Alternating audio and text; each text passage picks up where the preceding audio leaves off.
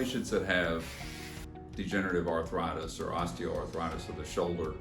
when they've failed conservative management, the next option is a shoulder replacement, or what we call a total shoulder replacement, when they no longer get symptom relief from conservative treatment. And we do an anatomic shoulder replacement when the rotator cuff and the muscles around the shoulder are still structurally intact, compared to doing a reverse shoulder replacement when the rotator cuff is deficient. With an anatomic total shoulder replacement, we make an incision on the front of the shoulder and we remove the arthritic ball and socket of the shoulder joint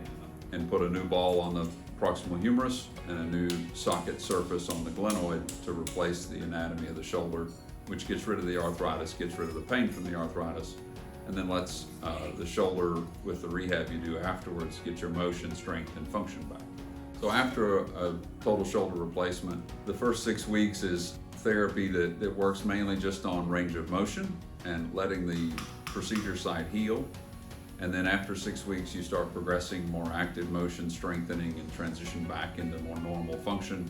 over a 3 to 4 month period to get back to recreational activities and housework, yard work, higher end type activity 3 to 4 months on.